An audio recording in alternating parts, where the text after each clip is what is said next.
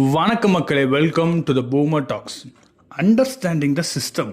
அதாவது நம்ம இந்த உலகத்தில் பிறந்து ஒரு கொஞ்ச நாளைக்கு ஜாலியாக சுற்றிட்டு போங்க. அப்போ ஒரு ஒரு வயசு வரும்போது தான் நம்மளை சுற்றி இருக்கிறதெல்லாம் எல்லாத்தையும் அப்சர்வ் பண்ணும்போது, ஓகே இங்கே ஒரு ஒரு சிஸ்டம் இருக்குது, இங்கே ஒரு organised way of doing things இருக்குன்னு ஓகே நம்ம ஒரு அண்டர்ஸ்டாண்ட் பண்ண ஆரம்பிப்போம்.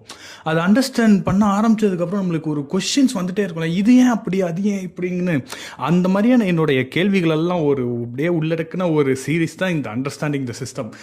இன்னும் டைம் வேஸ்ட் பண்ணாமல் வாங்க சீக்கிரம் உள்ளே போகலாம். சின்ன வயசில் நான் இந்த நியூஸ் பேப்பரை வாசிக்க ஆரம்பித்ததே ஒரு நல்ல கதைங்க. ஏன்னா நான் முதல்ல இந்த கிரிக்கெட் இன்ட்ரெஸ்ட்லாம் வந்து தினத்தந்தி பேப்பர் எடுத்திங்கன்னா லாஸ்ட் பேஜுக்கு முந்தின பேஜில் ஸ்போர்ட்ஸ் நியூஸ் இருக்கும், அதை தான் வாசிக்க ஆரம்பித்தேன் ஃபஸ்ட்டு. அதுக்கப்புறம் பார்த்தீங்கன்னா சென்டரில் எக்கனாமிக் டைம்ஸோட ஒரே ஒரு பேப்பர் வச்சுருப்பாங்க தினத்தந்தியில். அதில் வந்து இந்த சென்செக்ஸ் மேலே போச்சு கீழே போச்சுன்னு புல் படமும் இல்லை அந்த பியர் படமும் வச்சுருப்பானுங்க. அது என்னன்னே தெரியாமல் நான் பார்த்துட்டு, ஓ இன்னைக்கு 50 பாயிண்ட் மேலே, என்னன்னே தெரியாது, ஓ இன்னைக்கு மேலே போயிருக்கு கீழே போயிருக்குன்னு பார்த்துட்டு இருப்பேன். இந்த மாதிரி தான் ஸ்டார்ட் பண்ண ஆரம்பித்தேன். அப்படியே கொஞ்சம் பொலிட்டிக்கல் நியூஸ்லாம் வாசிக்க ஆரம்பிச்சும் போது அந்த டைம் ஒரு நியூஸ் பார்த்தேங்க. அதாவது அந்த டைம் தான் வந்து மேடம் ஜெயலலிதா அவங்களோட சம் கேஸ் போயிட்டு இருந்துச்சு, கர்நாடகா ஹைகோர்ட் நினைக்கிறேன், அந்த ஏதோ சம் கோர்ட்டில் போயிட்டு இருந்துச்சு. அப்போது வந்து ஜட்ஜ்மெண்ட் வந்துருந்துச்சு. அப்போ டைட்டில் பார்த்தீங்கன்னா, ஜெயலலிதாவின் வழக்கில் 2 நீதிபதிகள் மாறுபட்ட கருத்துன்னு. எனக்கு ஒன்றுமே புரியல. அதுக்கப்புறம் தான் அந்த நியூஸை இன்னும் டீப்பராக வாசிக்க ஆரம்பித்தேன். என்னதுன்னா, அப்போ வந்து அவங்க சொத்து குவிப்பு வழக்குக்காக அந்த கேஸ் போயிட்டு இருந்துச்சா, 2 பேரும் வேறு வேறு தீர்ப்பு எழுதிட்டாங்க. ஒரு ஜட்ஜு, அதாவது it's a bench of 2 judges, ஒரு ஜட்ஜ் என்ன பண்ணிட்டாரு, இவங்க கல்பிரட் தான் அப்படின்னு சொல்லி தீர்ப்பு எழுதிட்டாரு.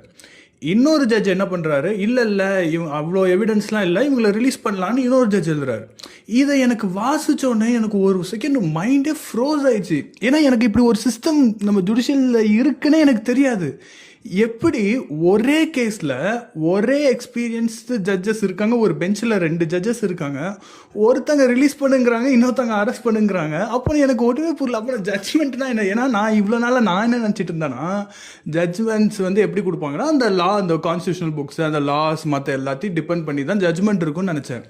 ஆனால் 2 பேரும் ஒரே கான்ஸ்டியூஷனல், ஒரே எல்லாருக்கும் அந்த ஒரு புக்ஸு லா இதுதான் அப்படின்னு எல்லாருமே சிமிலர் இதை தான் யூஸ் பண்ணுறாங்க. ஆனால் எப்படி ஜட்ஜ்மெண்ட் மட்டும் வேறு வேறு வரும்? ஏன்னா லைக் அவங்க முன்னாடி கொடுக்கப்பட்ட இன்ஃபர்மேஷன்லாம் ஒரே இன்ஃபர்மேஷன் தான், ஒரே கேஸு, எப்படி ஒரே பெஞ்சில் இருக்க 2 பேர் வேறு வேறு ஜட்ஜ்மெண்ட் கொடுக்க முடியுது? எனக்கு ஒன்றுமே புரியலைங்க அந்த வயசில். அது அந்த வயசில் மட்டும் இல்லைங்க, இந்த வயசுலேயுமே எனக்கு சீரியஸாக புரியல அது. ஏன்னா நான் அதுக்கப்புறம் கூட நிறைய கேசஸ்லாம் அப்பப்போ கொஞ்சம் ஃபாலோ பண்ணுவேன். ஓகேவா, ஐ அண்டர்ஸ்டாண்ட். இப்போ ஒரு ஹைகோர்ட்டில் ஒரு கேஸ் இருக்குது, அந்த வந்து அப்பீல் பண்ணி சுப்ரீம் கோர்ட் போகிறாங்க, வேறு ரிசல்ட் வருதுன்னா ஐ அண்டர்ஸ்டாண்ட். ஓகே, ஹைகோர்ட்டில் இருக்கிறத விட சுப்ரீம் கோர்ட்டில் இருக்கிற ஜட்ஜஸ் வந்து இன்னும் கொஞ்சம் எக்ஸ்பீரியன்ஸ்டாக இருப்பாங்க, இன்னும் வெல் நாலேஜபிளாக இருப்பாங்க, அதனால வேறு ரிசல்ட் வருதுன்னு லாஜிக்கலாக ஐ கேன் அண்டர்ஸ்டாண்ட் தட். ஆனால் சுப்ரீம் கோர்ட்டில் ஈக்குவல் எக்ஸ்பீரியன்ஸ் சிமிலர் எல்லாம் இருக்கிற ஒரு பெஞ்ச் ஆஃப் 5 நீங்கள் எடுத்துட்டிங்கன்னா 3 பேர் ஒரு ரிசல்ட் சொல்லுவாங்க, 2 பேர் வேறு ரிசல்ட், வேறு தீர்ப்பு சொல்லுவாங்க. ஸோ இப்போ லைக் ஏன்னா எல்லாருமே ஒரே கான்ஸ்டியூஷன் தான் யூஸ் பண்ணுறாங்க, ஒரே லா புக்ஸ் தான் யூஸ் பண்ணுறாங்க, ஒரே இன்ஃபர்மேஷன் எவிடன்ஸ் அவங்க முன்னாடி வைக்கிற ஃபைல்ஸ் எல்லாமே சிம்லர் தான்.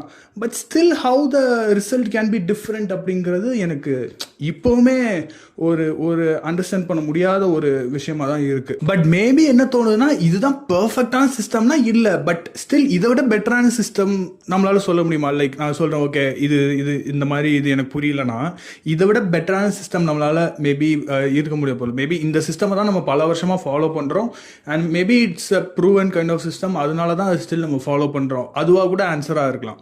இட்ஸ் நாட் பர்ஃபெக்ட், பட் இதை விட பெட்டரான சிஸ்டமும் இல்லை அப்படிங்கிற ஒரு, அதனால தான் நம்ம இன்னொரு ஸ்டில் யூஸ் பண்ணலாங்கிறதும் எனக்கு தோணுது.